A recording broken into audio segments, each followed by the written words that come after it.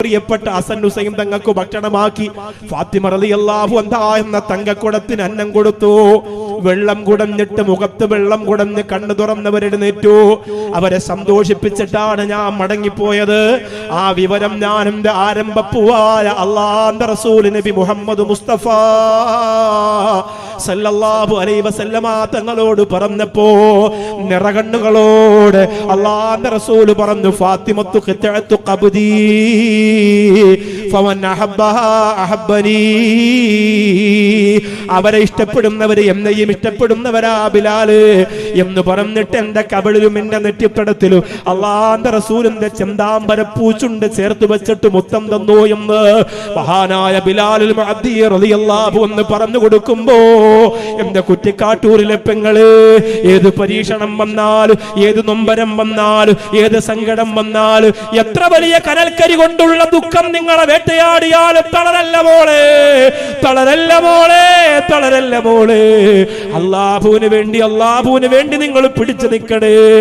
മഹദിയായ ആയിഷ റളിയല്ലാഹു അൻഹയെ വേട്ടയാടിയ ദുഃഖം എന്തെന്ന് നിങ്ങൾക്കറിയുമല്ലോ, ഞാൻ പറയണ്ടല്ലോ. ലോകത്തൊരു പെണ്ണ് സ്വീകരിക്കാത്ത ഒരു ദുഃഖമായിരുന്നു അത്.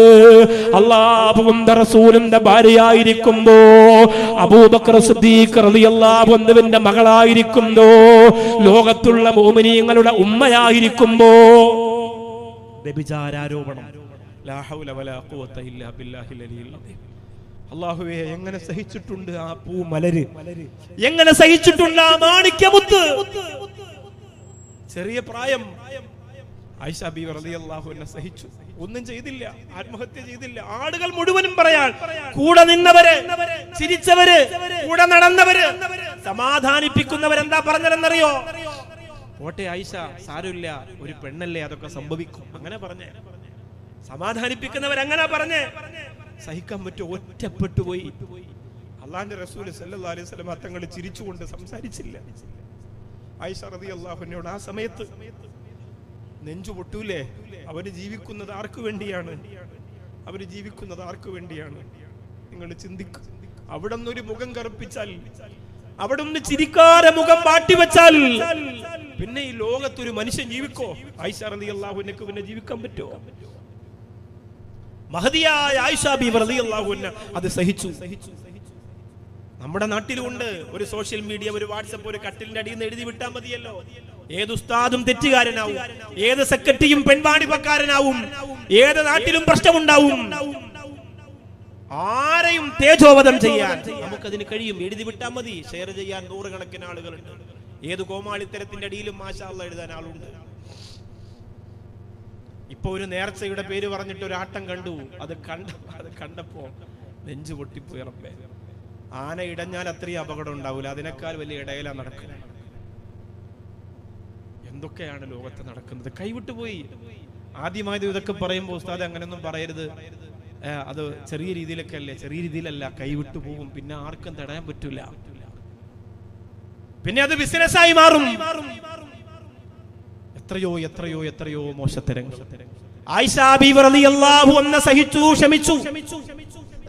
വരുന്ന ആരോപണങ്ങൾ മുഴുവനും സഹിച്ചു. അബൂബക്കർ സിദ്ദീഖ് റളിയല്ലാഹു അൻഹു രാപ്പകലില്ലാതെ തേങ്ങിക്കരഞ്ഞു. തന്റെ മകളാണ്. ഒടുവിൽ കാരുണ്യത്തിന്റെ തിരുദൂതരുടെ സമക്ഷത്തേക്ക് മുഖറബുൽ അംലാക്ക് മലക്ക് ജിബ്രീൽ അലൈഹിസ്സലാത്തു വസ്സലാം പറന്നിറങ്ങിയിട്ട് ആയിഷ ബീവി റളിയല്ലാഹു അൻഹ നിരപരാധിയാണ് എന്ന് അല്ലാഹുവിന്റെ ഖുർആനിന്റെ സാക്ഷ്യം വന്നപ്പോ ആയിഷ റളിയല്ലാഹു അൻഹ പൊട്ടിക്കരഞ്ഞു പോയി. മക്കളെ, ആ മനസ്സ് വല്ലാതെ ഉരുകിപ്പോയി. പെങ്ങളെ, എത്ര സുജൂദ് ചെയ്താലും മതിയാവാത്ത മുത്തം അല്ലാഹു റബ്ബുൽ ഇസ്സത്തിന് കൊടുത്തു. ചെറുപ്പക്കാരാ, കുറെ ദിവസങ്ങൾക്ക് ശേഷം കൂട്ടുകാരികളായ സഹോദരിമാര് ആയിഷ റളിയല്ലാഹു അൻഹയോട് പറയുന്നു, ആയിഷ, നീ എങ്ങനെയാണ് ആ ദുഃഖം മുഴുവനും സഹിച്ചത്? ആയിഷ, നീ എങ്ങനെയാണ് ആ സങ്കടം മുഴുവനും താങ്ങിയത് ആയിഷ? എങ്ങനെയാണ് നീ ഉൾക്കൊണ്ടത് ആയിഷ? ആയിഷ റളിയല്ലാഹു അൻഹ പറയാണ്, ഞാൻ ആ ഒട്ടകത്തിന്റെ മുകളിലേക്ക് സഫ്വാന്റെ കൂടെ കയറുമ്പോ ഞാൻ പറഞ്ഞിരുന്ന ഒരു വാക്കുണ്ട് സഹാബാ, ബിസ്മില്ലാഹി തവക്കൽതു അലല്ലാഹ് ലാ ഹൗല വലാ ഖുവത ഇല്ലാ ബില്ലാഹ്. അത് പറഞ്ഞതുകൊണ്ട് എനിക്ക് ഉറപ്പായിരുന്നു, ആര് കൈവിടുന്നാലും അല്ലാഹു കൈവിടിയൂല എന്ന്, ആരാക്ഷേപിച്ചാലും അല്ലാഹു ആക്ഷേപിക്കൂല എന്ന്, ആര് പിണങ്ങിയാലും അല്ലാഹു പിണങ്ങൂല എന്ന്. ഞാനത് പറഞ്ഞതുകൊണ്ട് എനിക്ക് ഉറപ്പായിരുന്നു സഹാബ, അല്ലാഹു എന്നെ കൈവിടിയൂലെന്ന് എനിക്ക് ഉറപ്പായിരുന്നു. ആർക്കെങ്കിലും ദുഃഖം വരുമ്പോ, സങ്കടം വരുമ്പോ, പ്രയാസം വരുമ്പോ, ആത്മഹത്യയെ കുറിച്ച് ചിന്തിച്ചു പോകുന്ന സാഹചര്യം വരുമ്പോ, ഭർത്താവ് അങ്ങനെ പറഞ്ഞതിന്റെ പേരില്, ഭാര്യ അങ്ങനെ പറഞ്ഞതിന്റെ പേരില്, ആദ്യമായി മക്കൾ ഉമ്മാന്റെ മുഖത്ത് നോക്കി വിരൽ ചൂണ്ടി സംസാരിച്ചതിന്റെ പേരില്, കച്ചവടം പെട്ടെന്ന് പൊളിഞ്ഞു പോയതിന്റെ പേരില്, മാനസികമായ സമ്മർദ്ദം താങ്ങാനാകാത്ത സമയം വന്നു പോയാ മക്കളെ, ഏത് ആത്മഹത്യയും മടക്കിക്കൊണ്ടുവരാൻ പറ്റുന്ന ഒരു ദുആ ഉണ്ട് മോനെ. ഏത് പ്രതിസന്ധിയും മടക്കിക്കൊണ്ടുവരാൻ പറ്റുന്ന ഒരു പ്രാർത്ഥനയുണ്ട് പെങ്ങളെ. ഹസ്ബുനല്ലാഹ് ഹസ്ബുനല്ലാഹ് ഹസ്ബുനല്ലാഹ് ഹസ്ബുനല്ലാഹു വ നിഅമൽ വകീൽ നിഅമൽ മൗലാ വ നിഅമൻ നസീർ. എക്സാം വരാൻ പോവുകയാ. സ്വപ്നലോകത്താണ് മക്കള്. മാതാപിതാക്കൾ വരെ കയറ്റി കൊണ്ടുപോവുകയാ. എല്ലാരെയും പരാജയപ്പെടുത്തി നിന്റെ പൊന്നുമോൻ മാത്രം വിജയത്തിന്റെ ചിറക് വെച്ചിട്ട് ഇങ്ങനെ കുറ്റിക്കാട്ടൂരിലൂടെ, കോഴിക്കോടിന്റെ മണ്ണിലൂടെ, ജില്ലയുടെ മുകളിലൂടെ, സംസ്ഥാനത്തിന്റെ മുകളിലൂടെ, രാജ്യത്തിന്റെ മുകളിലൂടെ പറന്നു പോകണമെന്ന സ്വപ്നങ്ങള് ആ പാവപ്പെട്ട മക്കളെ നെഞ്ചത്ത് കൊത്തിവെച്ചു കൊടുത്ത കോഴിക്കോട്ടെ എന്റെ പൊന്നാര ഉമ്മ അതല്ല കൊടുക്കേണ്ടത്. ആ മക്കളോട് പറഞ്ഞു കൊടുക്കണം, ഹസ്ബുനല്ലാഹ് ഹസ്ബുനല്ലാഹ്.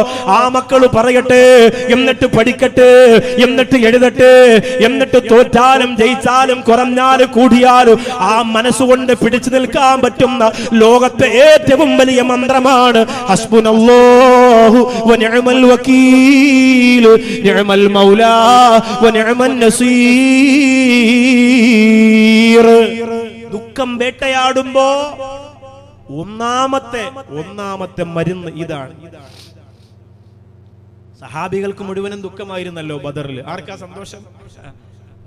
ഒരു മനുഷ്യന്റെ മനഃശാസ്ത്രം വെച്ച് ബദർ യുദ്ധത്തിന് മുമ്പ് സഹാബത്തിന് സന്തോഷം ഉണ്ടാവോ? എങ്ങനെ ഉണ്ടാവും? ആയിരക്കണക്കിന് ശത്രുക്കൾ, ആയുധവും എല്ലാം ഉണ്ട്, ഒന്നിനും ഒരു കുറവില്ല.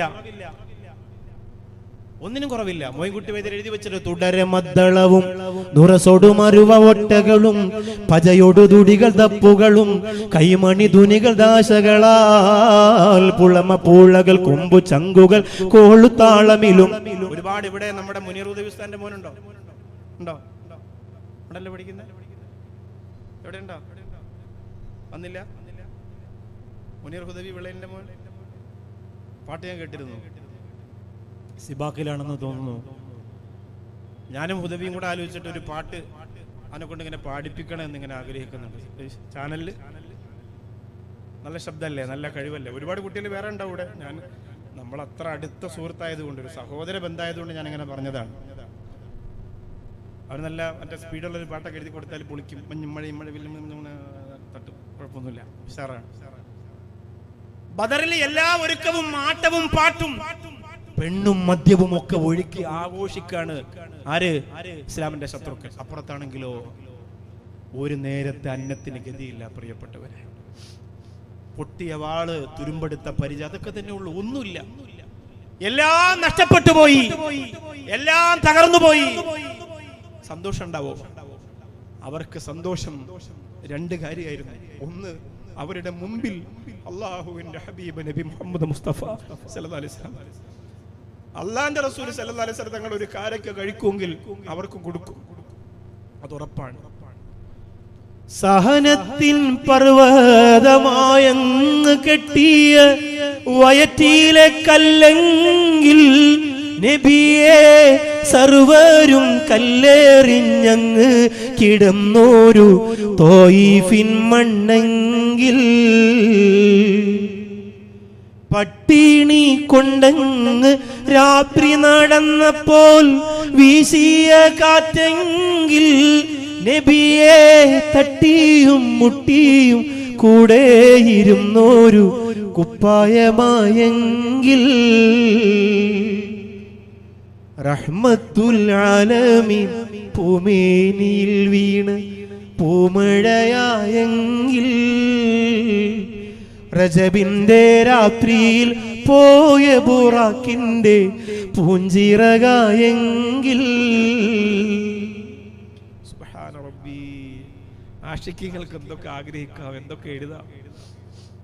അല്ലാഹുവേ, ആ വരികളൊക്കെ നീ കബൂലാക്കണം പടച്ചോനെ. നാളെ അല്ലാഹുവിന്റെ പരലോകത്ത് അല്ലാഹുവേ ഹൗദുൽ കൗസർ കുടിക്കാൻ ആ വരികളും ആലാപനവും ഒക്കെ ഒരു കാരണമാക്കണേ റബ്ബേ.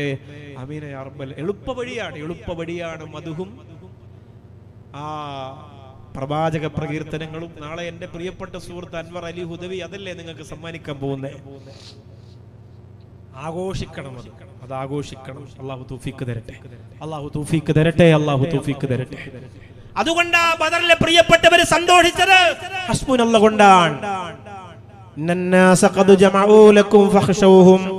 നിങ്ങൾ അവരെ പേടിക്കണമെന്ന് മുനാഫിഖീങ്ങളാണ് പറയുന്നത്. ശത്രുക്കളെ നിങ്ങൾ പേടിക്കണം. ആ സമയത്താണ് അവര് പറഞ്ഞത് ഹസ്ബുനല്ലാഹ്, അല്ലാഹു ഉണ്ടല്ലോ, പിന്നെ ആരെയാ പേടിക്കേണ്ടത്? പടച്ചോനുണ്ടല്ലോ. ഹസ്ബുനല്ലാഹു വ നിഅമൽ വകീൽ. ഏത് പ്രതിസന്ധിയെയും, ഏത് പ്രയാസത്തെയും, ഏത് പരീക്ഷണത്തെയും, ഏത് സങ്കടത്തെയും മറികടക്കാൻ ഏറ്റവും വലിയ മരുന്നാണ് ഹസ്ബുനല്ലാഹു വ നിഅമൽ വകീൽ, നിഅമൽ മൗലാ വ നിഅമൻ നസീർ. മഹാനായ ഖബ്ബാബ് ഇബ്നു അറത്ത് റളിയല്ലാഹു അൻഹു അദ്ദേഹത്തിന്റെ ശരീരം ഒരിക്കൽ കണ്ട് ആരംഭ റസൂൽ കരഞ്ഞിട്ടുണ്ട്. ഉമർ ഇബ്നുൽ ഖത്താബ് റളിയല്ലാഹു അൻഹു സങ്കടപ്പെട്ടു പോയിട്ടുണ്ട്. ആ ശരീരം നോക്കുമ്പോ എനിക്ക് ഈമാൻ കൂടുമെന്ന് സയ്യിദുനാ ഉമർ ഇബ്നുൽ ഖത്താബ് റളിയല്ലാഹു അൻഹു പറഞ്ഞിട്ടുണ്ട്. ഇസ്ലാമിന്റെ ശത്രുക്കൾ വിറക് കൂട്ടി വെക്കുകയാണ്, അടുപ്പ് കൂട്ടുകയാണ്, എന്നിട്ട് വിറകതിന്റെ മുകളിലേക്ക് വെക്കുകയാണ്. ആ വിറക് ഇങ്ങനെ കത്തിക്കുകയാണ്. കല്ലുപോലും കപ്പിച്ചു ചുമന്ന കനലായി കിടക്കുന്നതിന്റെ മുകളിലേക്കാണ് മഹാനായ ഖബ്ബാബ് റളിയല്ലാഹു അൻഹുവിനെ കൊണ്ടുവന്ന് കിടത്തുന്നത്. ശരീരം വെന്തു പോകുന്നുണ്ട് മുഅ്മിനേ, ശരീരം വെന്തു പോകുന്നുണ്ട് പ്രിയപ്പെട്ടവരെ, ശരീരം വെന്തു പോകുന്നുണ്ട്. ശരീരത്തിലേക്ക് തീ, ആലോചിക്ക്, ശരീരത്തിലേക്ക് തീ അങ്ങോട്ട് പടർന്നു കയറാണ്. നിസാര സമയം കൊണ്ട് മാംസം കത്തുകയാണ്. ആ അടയാളം എല്ലാ കാലത്തുമുണ്ട് ഖബ്ബാബ് ഇബ്നു അറത്ത് റളിയല്ലാഹു അൻഹുവിന്റെ ശരീരത്തിലേക്ക്. ആ അടയാളം വെച്ചുകൊണ്ടാണ് പുന്നാര ഹബീബ് സല്ലല്ലാഹു അലൈഹി വസല്ലമ തങ്ങളുടെ തിരുമുമ്പിലേക്ക് വന്നത്. അലാ തദുല്ലാഹു ലനാ, ഞങ്ങൾക്ക് വേണ്ടി ദുആ ചെയ്യുന്നില്ലേ നബിയേ? ഇത് കണ്ടില്ലേ റസൂലേ? ഞങ്ങൾക്ക് ദുആ ചെയ്യുന്നില്ലേ ഹബീബേ? അല്ലാഹുവിന്റെ റസൂൽ സല്ലല്ലാഹു അലൈഹി വസല്ലമ തങ്ങൾ പറഞ്ഞു, അല്ലാഹു സഹായിക്കും, നിങ്ങളെ അല്ലാഹു സഹായിക്കും. വലമ്മാ യബ്തികും മസലുൽ ലദീന ഖലൂ മിൻ ഖബ്ലികും മസ്സത്തുഹുമുൽ ബഅസാ വല്ലറാ.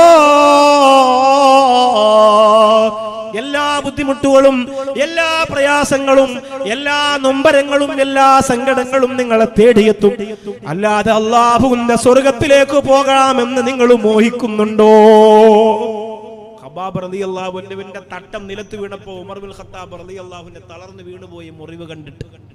പറയാൻ നല്ല രസാണ്, പ്രസംഗിക്കാനും ആവേശം കൊള്ളിക്കാനൊക്കെ സുന്ദരാണ്. ആ രംഗത്തെ കുറിച്ച് നിങ്ങളൊന്ന് ഓർത്തു നോക്കി. അല്ലാഹുവിന്റെ ദീനിന് വേണ്ടിയല്ലേ എന്ന് ഖബ്ബാബ് റളിയല്ലാഹു അൻഹു പറഞ്ഞു. അല്ലാഹുവിന്റെ ദീനിന് വേണ്ടിയല്ലേ. ഇപ്പൊ ഈ മക്കൾക്ക് ഉമ്മാന്റെ അടുത്ത് കിടക്കാൻ, വാപ്പാന്റെ കൂടെ നടക്കാൻ കൊതിയില്ലാത്തോണ്ടാണോ? ലീവ് ചോദിച്ചാൽ പോലും ചിലപ്പോൾ ഇവിടെ നിന്ന് കിട്ടൂല. പ്രിൻസിപ്പൾ ചിലപ്പോൾ കൊടുക്കൂല, മറ്റു ഉസ്താദുമാർ കൊടുക്കൂല. കാരണം എപ്പോഴും ലീവ് കൊടുത്താലും മക്കളെ പഠനത്തിൽ നിന്ന് മൈൻഡ് മാറിപ്പോവും. ആ പ്രിയപ്പെട്ട മക്കള് സഹിച്ച് ക്ഷമിച്ച് ഇവിടെ നിന്ന് പഠിക്കുമ്പോ നാളെ ഒരു ആലിമിനെ സൃഷ്ടിക്കാനാണ്. കുറെ സഹനം അതിന്റെ പിന്നിൽ വേണം. നിങ്ങൾ ഇവിടെ നിന്ന് ലീവിന് നാട്ടിലേക്ക് പോകുമ്പോൾ പല പ്രശ്നങ്ങൾ അവിടെ ഉണ്ടാവും. നിങ്ങളെ കൂടെ സ്കൂളിൽ പഠിച്ച മക്കളൊക്കെ ഈ പട്ടി കടിച്ച് കീറിയ പാൻറ്റും ഒക്കെ ഇട്ടിട്ട് മുടിയൊക്കെ വളർത്തി യോയോ മോഡലിൽ നടക്കുന്നുണ്ടാവും. പല മോഡൽ വാച്ച് ഉണ്ടാവും അവർക്ക്. നിങ്ങൾ അവരെ കാണുമ്പോഴാ എന്നെ ഓർമ്മയുണ്ടോ, ഞാൻ നിന്റെ അവിടെ സ്കൂളിലൊക്കെ ഉണ്ടായിരുന്ന, ഞാനിപ്പോ അവിടെ കുട്ടിക്കാട്ടൂര് കോളേജിലാണ് പഠിക്കുന്നത്, ഉദവിക്ക്. നിനക്ക് തലക്ക് സുഖല്ലടാ ഈ കാലഘട്ടത്തിൽ ഉദവി. നീ എവിടെ പോയിട്ട് വരാടാ? ഞാൻ പുഷ്പ കണ്ടിട്ട് വരാടാ. അപ്പൊ ഇവന്റെ മനസ്സിൽ ഇവന്റെ കൂടെ നടന്നാൽ മതിയായിരുന്നു. ചിന്തിക്കും ഇങ്ങനെ, നീ രാത്രിയൊക്കെ, ഞാൻ രാത്രി ഇങ്ങനെ, എന്റെ മമ്മി എന്നോട് നോ പ്രോബ്ലം. എന്റെ ഉപ്പൊന്നും ചോദിക്കൂലേ 12 മണിയായിട്ട് ഇവിടെ പോയി? Daddy cool. ഈ ഡാഡി കൂളിനെയാണ് മരിക്കുമ്പോ കബറിൽ കൊണ്ടുവെക്കാൻ നേരത്ത് ഉസ്താദ് തൽക്കീൻ ഓതാൻ വേണ്ടി തട്ടൊക്കെ ഇട്ട് വരുമ്പോ ഈ ഡാഡി കൂളിന്റെ മോൻ പറയും, ഡോണ്ടു ഡോണ്ടു, തൽക്കീനൊന്നും വേണ്ട, പട്ടി കുഴിച്ചിട്ടുള്ള പോലെ ഞാൻ സെറ്റാക്ക്. കുഴിച്ചിടും. ഒരു ഫാത്തി ഓതാൻ മക്കളുണ്ടാവൂല ഡാഡി കൂളിന് കേട്ടോ.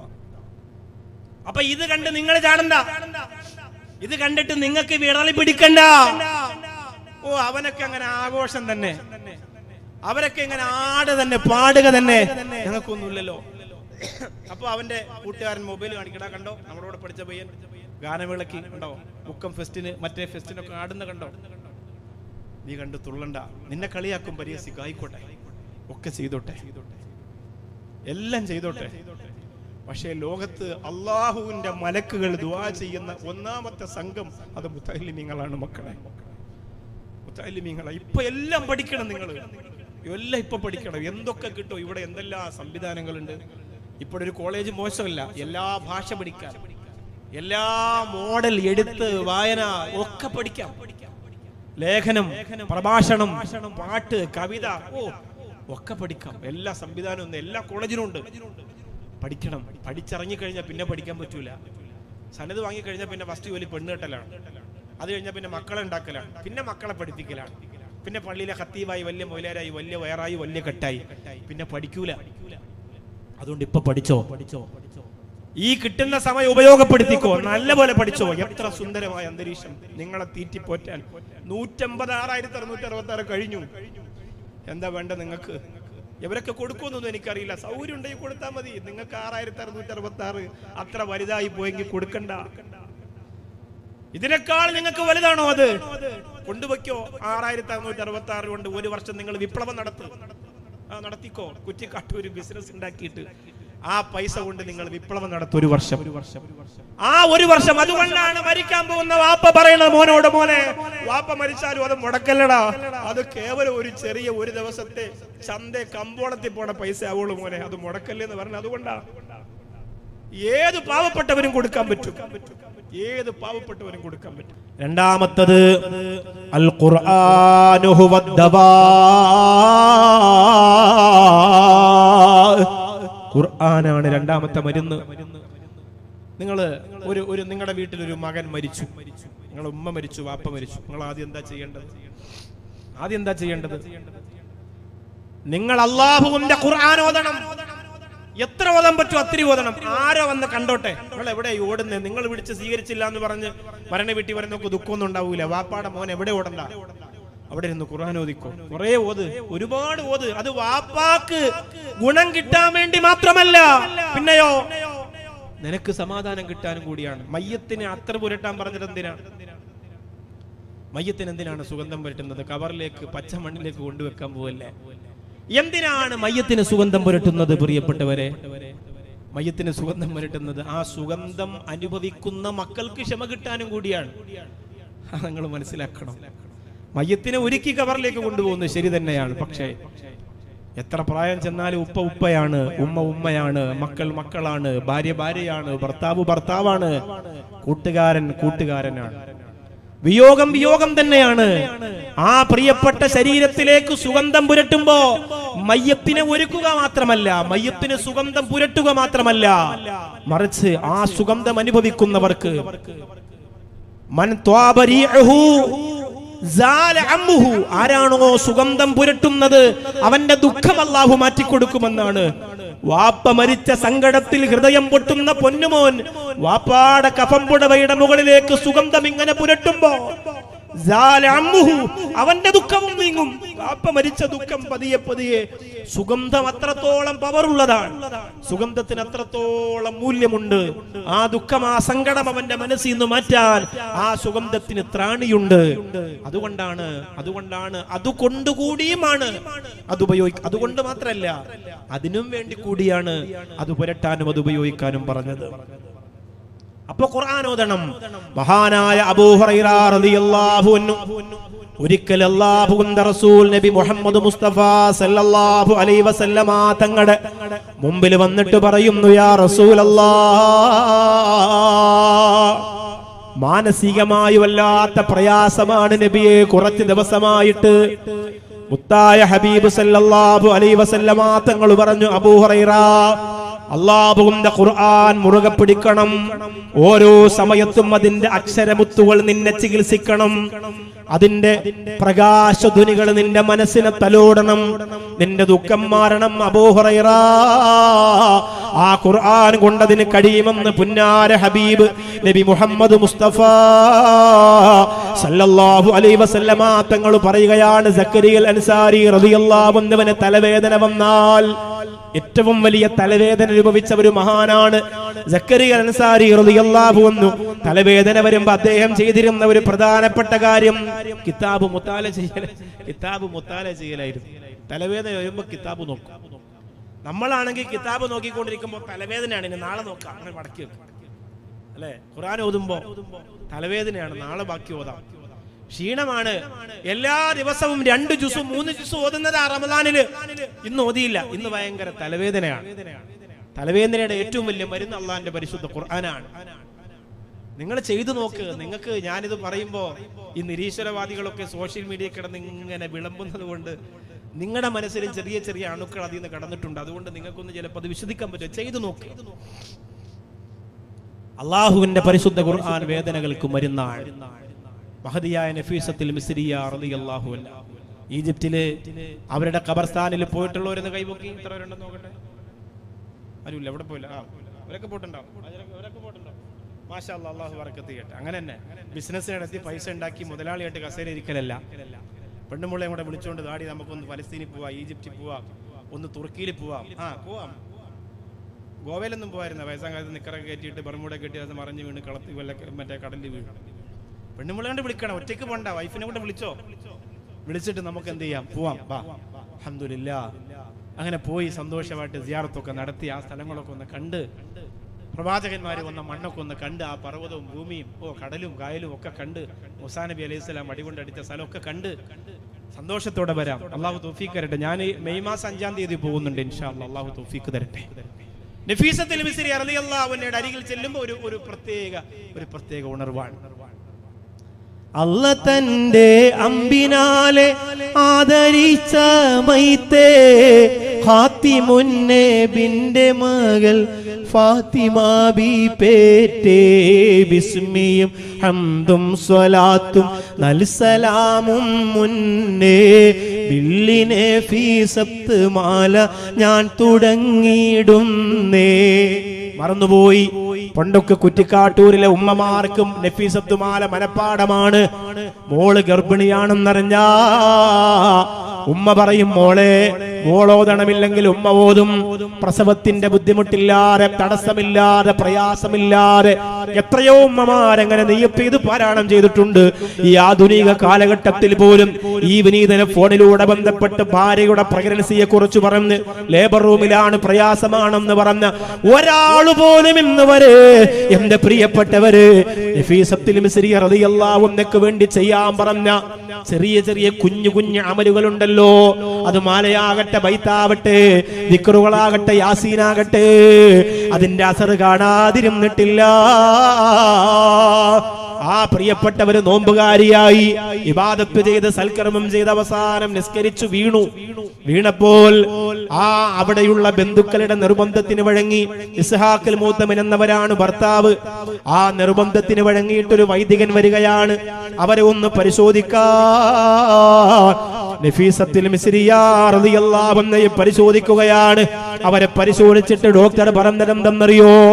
കുറച്ച് വെള്ളമെങ്കിലും ഇപ്പൊ കൊടുത്തില്ലെങ്കിൽ ഉള്ള സമയത്ത് പെട്ടെന്ന് തന്നെ മരണപ്പെടാൻ സാധ്യതയുണ്ട്. കുറച്ചുകൂടി എന്തെങ്കിലും ആഹാരമോ പോഷകാഹാരമോ പാനീയങ്ങളോ ഒക്കെ കൊടുത്താൽ കുറച്ച് ദിവസം നിങ്ങൾക്ക് വരെ കിട്ടാൻ സാധ്യതയുണ്ട്. ഒന്നുമില്ല, ആഹാരങ്ങളൊന്നും ഉള്ളിലില്ല, പോഷകാഹാരമൊന്നും ഉള്ളിലില്ല, അതുകൊണ്ട് പെട്ടെന്ന് തന്നെ മരിക്കാൻ സാധ്യതയുണ്ടെന്ന് പറഞ്ഞ് ഒരാൾ വെള്ളം കൊണ്ടുവരുമ്പോ നഫീസത്തുൽ മിസ്രിയ റളിയല്ലാഹു അൻഹ പറയാണ്, മക്കളെ, കഴിഞ്ഞ 30 വർഷക്കാലമായി അള്ളാഹിനോട് ഞാൻ കരഞ്ഞു ദുആ ചെയ്യുന്നത്, എന്റെ നോമ്പുകാരിയാക്കി മരിപ്പിക്കണേ അല്ലോ. ആ ഭാഗ്യം അല്ലാഹു നടത്തി തരുമ്പോ എങ്ങനെയാണ് ഞാനിത് കുടിക്കുക കഴിക്കുക എന്ന് പറഞ്ഞ് ആ പ്രിയപ്പെട്ടവര് പറയുന്നു, ആ ഖുർആൻ ഇങ്ങെടുത്തു തരുമോ? ആ ഖുർആൻ ഇങ്ങെടുക്കുമോ? ആ ഖുർആൻ ഇങ്ങെടുക്കുമോ? ആ ഖുർആൻ ഇങ്ങെടുക്കുമോ? നഫീസത്തുൽ മിസ്രിയ റളിയല്ലാഹു അൻഹ ഖുർആൻ ഓതുകയാണ്. 4000 ആണ് 6000 ആണെന്നൊക്കെ അഭിപ്രായമുണ്ട്. അവർ ഓതി തീർത്ത ഖത്മുൽ ഖുർആൻ ഇത്രയും കാലം ജീവിച്ചിരുന്നിട്ട് അക്ഷരത്തെറ്റില്ലാതെ എത്ര ഖത്മ തീർത്തിട്ടുണ്ട് കുറ്റിക്കാട്ടൂരിലെ എന്റെ പ്രിയപ്പെട്ട ഉമ്മ. 6000 ഖത്ം തീർത്ത മഹദിക്ക് വീണ്ടും വെപ്രാളമാണ്, മതിയായില്ല, ആശ തീർന്നില്ല, കൊതി തീർന്നില്ല. കൊണ്ടുവാ മക്കളെ, അല്ലാഹുവിന്റെ ഖുർആൻ കൊണ്ടുവാ മക്കളെ, ഞാനൊന്ന് ഓതട്ടെ. ആ ഖുർആനാണ് എന്റെ ആശ്വാസം, ആ ഖുർആനാണ് എന്റെ സമാധാനം. സൂറത്തുൽ അൻആം ഓതി സൂറത്ത് അൻആം എത്തുമ്പോഴാണ് നഫീസത്തുൽ മിസ്രിയ റളിയല്ലാഹു അൻഹ ഈ ലോകത്തിൽ നിന്ന് വിട പറയുന്നത്. പെങ്ങളെ, അതുകൊണ്ട് മരുന്നാണ് ഖുർആൻ, അതുകൊണ്ട് ആശ്വാസമാണ് ഖുർആൻ, അതുകൊണ്ട് സമാധാനമാണ് ഖുർആൻ, സമാശ്വാസമാണ് ഖുർആൻ. ഈ മനോഹരമായ കൊത്തിക്കാട്ടൂർ സ്ഥാപനത്തിന്റെ എല്ലാ 4 മേഖലകളിലും അല്ലാഹുവിന്റെ ഖുർആൻ പഠിക്കുന്നുണ്ട്. എസ്എംഇസിയുടെ സ്ഥാപനത്തിലെ പ്രിയപ്പെട്ട പെൺമക്കളും മാഷാ അല്ലാഹ് അവര് ഖുർആൻ പഠിക്കട്ടെ. ഒരു നഫീസത്തുൽ മിസ്രിയ ആകാൻ കഴിയുന്നില്ലെങ്കിലും അവരെ സ്നേഹിക്കുന്നവരാകാൻ പറ്റുമല്ലോ. എന്റെ പൊന്നാര ഉമ്മ, നിങ്ങൾ മരണപ്പെട്ടു പോയാൽ ഈ സ്ഥാപനത്തിന്റെ മക്കൾ അറിഞ്ഞാൽ അവര് ദുആ ചെയ്യുമല്ലോ. വർഷത്തിൽ 6666 ഒന്നുമാവില്ലെന്നറിയാ, 1000 ആൾ എവിടെ പോയി തികക്കാനാണ്? എന്റെ റഷീദ് വൈസി ഉസ്താദ് പറഞ്ഞപ്പോ എനിക്ക് വല്ലാത്ത ആശങ്ക വന്നുപോയി. 1000 ആൾ എവിടെ പോയി തികക്കാനാണ് അറിയില്ല. പക്ഷെ എന്റെ മുമ്പിൽ വന്നിരിക്കുന്നവരോട് പറയാണ്, നിങ്ങൾ ഒരാൾ പോലും മുടങ്ങാതിരിക്കലേ, നിങ്ങൾ ഒരാൾ പോലും മുടക്കി കളയല്ലേ, നിങ്ങൾ ഒരാൾ പോലും ഒഴിവാക്കല്ലേ. അല്ലാഹു നിങ്ങൾക്ക് അതിന്റെ ബറക്കത്ത് തരും കേട്ടോ, അല്ലാഹു അതിന്റെ ഐശ്വര്യം നിങ്ങൾക്ക് തരും കേട്ടോ. അവര് ചോദിച്ചത് അവരെ കുടുംബത്തിൽ കൊണ്ടുപോകാനല്ലല്ലോ, അവരെ മക്കൾക്ക് തീറ്റ കൊടുക്കാനല്ലല്ലോ. ബിസ്മില്ലാഹിർ റഹ്മാനിർ റഹീം. അല്ലാഹുവിന്റെ ഹബീബ് നബി മുഹമ്മദ് മുസ്തഫ സല്ലല്ലാഹു അലൈഹി വസല്ലമ തങ്ങളുടെ സഹാബത്തിനോട് പറയുകയാണ്, എന്ത് വേദന വന്നാലും, എന്ത് വിഷമം വന്നാലും, ദുഃഖം വിടാതെ പിന്നാലെ വന്നാലും അതിനെ തടഞ്ഞു നിർത്താൻ പറ്റുന്ന ഏറ്റവും വലിയ മാർഗം അത് നിസ്കാരമാണ്. ഇദാ ഹസബഹു അംറുൻ ഫസല്ലാ. അള്ളാന്റെ റസൂൽ സല്ലല്ലാഹു അലൈഹി വസല്ലമ തങ്ങൾക്ക് എന്തെങ്കിലും മാനസിക വിഭ്രാന്തി വന്നുപോയാൽ, ദുഃഖം വന്നുപോയാൽ അവിടുന്ന് ആ സമയത്ത് തന്നെ നിസ്കരിക്കുന്നതാണ്. അതുകൊണ്ടാണ് ബദറിന്റെ തലേ രാത്രിയിൽ സയ്യിദുനാ അബൂബക്കർ സിദ്ദീഖ് റളിയല്ലാഹു അൻഹു പൊട്ടിക്കരഞ്ഞുകൊണ്ട് പറഞ്ഞത്, യാ റസൂലല്ലാഹ്, മതിയാക്കണം നബിയെ, അങ്ങയുടെ സുജൂദ് കാണുമ്പോൾ എനിക്ക് പേടിയാവുകയാണ്. അങ്ങനെ അള്ളാഹുവിലേക്ക് ലയിച്ചു ചേരുന്ന സുജൂദാണ് ഹബീബിൻ്റെത്. വേദന വരുമ്പോ, വിഷമം വരുമ്പോ നിസ്കരിക്കണം പെങ്ങളെ. കുടുംബത്തിൽ പെട്ടെന്നൊരാപത്ത് വന്നാൽ ഒതുവെടുത്തിട്ട് നിസ്കാരത്തോടെ നിസ്കാരം തന്നെ. ഇതെല്ലാം തന്ന കാരുണ്യവാനായ അള്ളാഹു അത് കണ്ടിട്ട് നിനക്കത് മാറ്റിത്തരാൻ ഇറങ്ങി വരണം എന്റെ പ്രിയപ്പെട്ടവരെ. അതുപോലെയാണ് നിസ്കാരം എന്ന് പറയുന്നത്. മാത്രമല്ല, സ്വലാത്തു മുനാജാത്തു റബ്ബിൽ ആലമീൻ. നിസ്കാരം എന്നത് അള്ളാഹുമായിട്ടുള്ള അഭിമുഖമാണ്. ഒറ്റ കാര്യം കൂടി ദുഃഖത്തിന്റെ മരുന്നായി പറഞ്ഞ് ഇൻഷാ അല്ലാഹ് നമുക്ക് ദുആയിലേക്ക് വരാം. ഒറ്റ കാര്യം കൂടി. ഹസ്ബുനല്ലാഹു നിഅമൽ വക്കീൽ പറഞ്ഞു, ഖുർആൻ ഓതൽ. ഖുർആനിലെ ദുഃഖത്തിന് വേണ്ടി മാത്രം ഓതാനുള്ള കുറെ സൂറത്തുകൾ വേറെയുണ്ട്. സൂറത്തുൽ ളുഹ ദുഃഖം വന്നിരിക്കുന്നവർക്ക് ഓതാനുള്ള സൂറത്താണ്. അള്ളാന്റെ റസൂൽ സല്ലല്ലാഹു അലൈഹി വസല്ലം തങ്ങളെ ഇസ്ലാമിന്റെ ശത്രുക്കൾ വല്ലാതെ പ്രയാസപ്പെടുത്തി മാനസിക വിഭ്രാന്തിയിലേക്ക് അള്ളാന്റെ റസൂൽ ആകാൻ പോയപ്പോൾ ഇറങ്ങിയ സൂറത്താണ് വല്ലുഹ എന്ന സൂറത്ത്. അപ്പൊ അത് നമുക്കും ദുഃഖം വരുമ്പോൾ അത് മാറാൻ വേണ്ടി ഓതാം. കച്ചവടം നടക്കാത്ത കടകളിൽ ഓതാം, മരക്കാറാജിയുടെ ബിസിനസ് സംരംഭത്തിലൊക്കെ ഓതാം, അതിലൊക്കെ ഓതാം. അത് വലിയ ഗുണം കിട്ടുന്ന കാര്യമാണ്. അള്ളാഹു അതിന്റെ എല്ലാ ഐശ്വര്യവും ഈ കച്ചവടക്കാർക്ക്, ഈ നാട്ടിലുള്ള ഈ സഹായിച്ച ബിസിനസ്സുകാർക്ക് കൊടുക്കട്ടെ. അപ്പൊ ഖുർആൻ ഓതണം. അത് കഴിഞ്ഞിട്ട് മൂന്നാമത്തത് പറഞ്ഞു. പിന്നെ നിസ്കാരമാണ്. നിസ്കാരം കഴിഞ്ഞ നാലാമത്തത് അള്ളാഹുവിന്റെ റസൂൽ സല്ലല്ലാഹു അലൈഹി വസല്ലമ തങ്ങളോട് ഉബയ്യ് ഇബ്നു കഅബ് റളിയല്ലാഹു അൻഹു പറയുന്ന സംഭവമാണ്. യാ റസൂലല്ലാഹ്, ഞാൻ അങ്ങേക്ക് വേണ്ടി സ്വലാത്ത് ചെല്ലാൻ തീരുമാനിക്കുന്നു നബിയേ. 3-1 2-1 ആ സമയത്തൊക്കെ അള്ളാഹുവിന്റെ റസൂൽ പറഞ്ഞു, സമയക്കുറവ് കൊണ്ട് വിശദീകരിക്കുന്നില്ല. നീ അധികരിപ്പിച്ചാൽ അതിന്റെ ഖൈർ നിനക്കാണ്. സ്വലാത്ത് എത്ര അധികരിപ്പിക്കുന്നുവോ അതിന്റെ ഖൈർ നിനക്കാണ്. അവസാനമാ പ്രിയപ്പെട്ട സ്വഹാബി പറഞ്ഞു, യാ റസൂലല്ലാഹ്, എന്റെ ജീവിതം മുഴുവനും ഞാൻ സ്വലാത്ത് ചൊല്ലാൻ തീരുമാനിക്കുന്നു. എപ്പോഴും സ്വലാത്ത് തന്നെയാണ് എന്റെ ലക്ഷ്യമെന്ന് പറയുമ്പോ അല്ലാഹുവിന്റെ ഹബീബ് സല്ലല്ലാഹു അലൈഹി വസല്ലമ തങ്ങൾ പറയാണ്, ഇദൻ തഖഫാ ഹമ്മുക, ഈ സമയത്ത് നിന്റെ ദുഃഖം മാറാനത് മതി, നിന്റെ ദുഃഖം മാറാനത് മതി, നിന്റെ ദുഃഖം മാറാനത് മതി. വേദനിക്കുന്നവരെ, പ്രയാസപ്പെടുന്നവരെ, സങ്കടപ്പെടുന്നവരെ, രോഗം കൊണ്ട് വലയുന്നവരെ, നൊമ്പരം അനുഭവിക്കുന്നവരെ, ആശ്വാസത്തിന്റെ തെളിനിലാവ് തെളിഞ്ഞു നിൽക്കുന്ന മദീനയുടെ തിരുമുറ്റത്തേക്ക് സ്വലാത്തിന്റെ പ്രവാഹം ഇങ്ങനെ ഒഴുക്കി വിട്ടുപോയാൽ ആ ദുഃഖത്തിനെ മാറ്റാൻ ആ സ്വലാത്തിന് കഴിയും എന്നാണ് അല്ലാഹുവിന്റെ ഹബീബ് നബി മുഹമ്മദ് മുസ്തഫ സല്ലല്ലാഹു അലൈഹി വസല്ലമ തങ്ങൾ പറയുന്നത്. കഴിഞ്ഞ പ്രാവശ്യം ഞാൻ മദീനത്തേക്ക് വേണ്ടി മാത്രം, ഒരു ദിവസത്തെ മദീന യാത്രക്ക് വേണ്ടി മാത്രം പോയ മദീനയിൽ രാത്രി ആ 365 ഗേറ്റിന്റെ അവിടെ ഇരുന്ന ആ പച്ചക്കുബ്ബ ഇങ്ങനെ നോക്കിയിരിക്കാൻ പറ്റും. ഒരു സെക്യൂരിറ്റിയും വന്ന് ആട്ടി ഓടിക്കൂല. കടത്തിണ്ണയിൽ എങ്ങനെ ഇരിക്കാം? മദീനയുടെ പച്ചക്കുബ്ബ നോക്കി. 4 മക്കളും മരണപ്പെട്ടു പോയ വാപ്പയും ഉമ്മയും എവിടെ ഉണ്ടായിരുന്നു? പ്രിയപ്പെട്ടവരെ, അവര് പ്രസവിച്ച 4 മക്കളും മരിച്ചു പോയതാണ്. അല്ലാഹുവേ, 3 വയസ്സിനപ്പുറത്തേക്ക് ഒരു കുഞ്ഞിനെയും അവർക്ക് വളർത്താൻ കഴിഞ്ഞിട്ടില്ല. ഓരോ കുഞ്ഞിനും ജനിക്കുമ്പോൾ ഒരു അസുഖം വരികയാണ്. 6 മാസമാകുമ്പോ അത് വലിയ രോഗത്തിലേക്ക് എത്തുകയാണ്. 1 വയസ്സാകുമ്പോ വീണ്ടും ആ രോഗം വരികയാണ്. ഇനി അവർക്ക് പ്രസവിക്കാൻ കഴിയില്ലെന്ന് ഡോക്ടർ പറഞ്ഞിരിക്കുകയാണ്. ഭാര്യയും ഭർത്താവും കൂടി ഈത്തപ്പഴത്തിന്റെ ബിസിനസ്സുമായി മദീനത്ത് കൂടിയിരിക്കുകയാണ്. അവര് പറയുകയാ, നാട്ടിലൊന്നും സമാധാനമില്ല. ഓരോ ചോദ്യങ്ങളാണ്, ഓരോ കുറ്റപ്പെടുത്തലാണ്, ഓരോ പഴിചാരലാണ്. ആരും ആക്ഷേപിക്കാത്ത, ആരും പരിഹസിക്കാത്ത, ആരും കുറ്റപ്പെടുത്താത്ത, എപ്പോഴും വേദന വരാത്ത, നൊമ്പരം വരാത്ത ഒരു മണ്ണ് മദീന മാത്രമാണ്. അതുകൊണ്ട് ഉസ്താദേ, പെട്ടെന്ന് നെഞ്ചിലൊരു നീറ്റൽ വന്നാൽ ഞങ്ങൾ ഓടി വന്നിട്ട് ആ പച്ചക്കുബ്ബയിലേക്ക് അങ്ങനെ നോക്കിയിരിക്കും ഉസ്താദേ. എല്ലാ നൊമ്പരവും അല്ലാഹു റബ്ബുൽ ഇസ്സത്ത് ഈ മണ്ണിൽ നിന്ന് മാറ്റാനുള്ള ഭാഗ്യം കൊടുത്തിട്ടുണ്ട്. ആ ഭാഗ്യം തന്നെയാണ് മദീനക്കുള്ളത്. എന്ത് രസമാണു നീ മദീന,